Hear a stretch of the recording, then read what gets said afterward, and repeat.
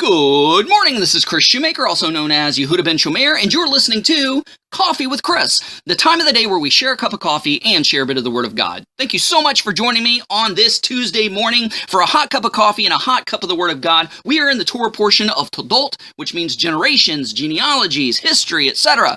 And today's passage is taken from Genesis chapter 26, verses 13 through 22. And the title of today's devotional is, I Know When I'm Not Wanted. So let's jump right in.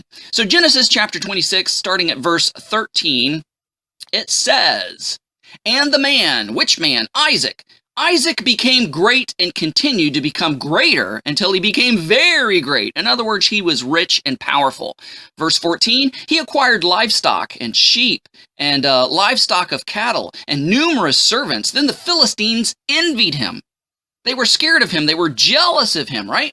Verse 15, all the wells that his father's servants had dug in the days of his father Abraham, the Philistines stopped up.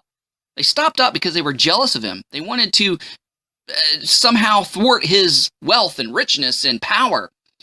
And it says the Philistines stopped it up and filled it up with dirt. So Abimelech said to Isaac, Go away from us, for you are much more powerful than us. Okay, Abimelech, he's a king. Right? He's got a lot of people under his power and control. And he's looking at Isaac, a simple nomadic herdsman, and he says, I'm scared of you. I'm jealous of you. You're more rich and more powerful and influential than I am, so go away because you're threatening me. You're a threat to me. Verse 17, so Isaac departed from there and camped in the valley of Gerar and dwelt there. Then Isaac dug again the wells of the water that had been dug in the days of his father Abraham, and the Philistines stopped them up after Abraham's death. He gave them the same names that his father had given them, and then Isaac's servants dug in the valley of a valley and found a well of living water there. But the shepherds of Gerar quarreled with Isaac's shepherds, saying, The water is ours. So he named the well Quarrel, because they quarreled with him. Then he dug another well, and they quarreled over it, so he named it, misread that. They dug another well, and they quarreled over it too, so he named it Accusations. Then he moved from there and dug another well, and they did not quarrel over it, so he named it Wide Spaces, and said, Because Adonai has created a wide space for us, and we will be fruitful in the land. So, here's my question. What is one of the biggest sources of rejection? Answer, jealousy and intimidation. Abimelech was intimidated and jealous of Isaac's wealth and power. You know, Abimelech felt he had no choice but to send him away. But we see that Abimelech ends up changing his mind because he realized, you know what, I was pretty stupid to let Isaac go. Even though he's rich and powerful and I'm kind of jealous of what he has and his influence, I better make friends with him because he could be a very powerful ally. What if he decided to turn against me? He could take over my kingdom. So we see here, jumping down to verse 26, it says, Now Abimelech went to Isaac from Gerar, along with Ahuzat, his friend, and Pichol, the commander of his army. And Isaac said to him, Why have you come to me, since you hate me and sent me away from you?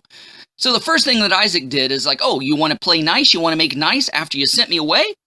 So verse 28 says, They said, We've clearly seen that Adonai has been with you. So we said, Let us now make an agreement between us and you. Let us make a covenant with you, that you will not do us harm. So we have not touched you, and we've done nothing to you but good, and we sent you away peacefully. You are now blessed of Adonai. They just wanted to make friends with Isaac and a peace accord with Isaac because they were scared and jealous and afraid that Isaac was going to turn on him because not only was Isaac more rich and powerful than he was, but his God was more powerful. So Abimelech had no choice but to make peace with Isaac, lest he be mowed over. So what's the lesson today? Let haters be an encouragement instead of a discouragement. If people hate you, they hate you most likely because they're envious and jealous of you. So instead of getting all down and feeling bad for yourself because people are hating on you, say, hey, this is a good thing. This is an encouraging thing because they're jealous of how the Lord's blessed me. And they're jealous of what I have. You know, I could treat them nasty. I could rub it in their face, but I'm going to kill them with kindness and I'm going to love them anyway.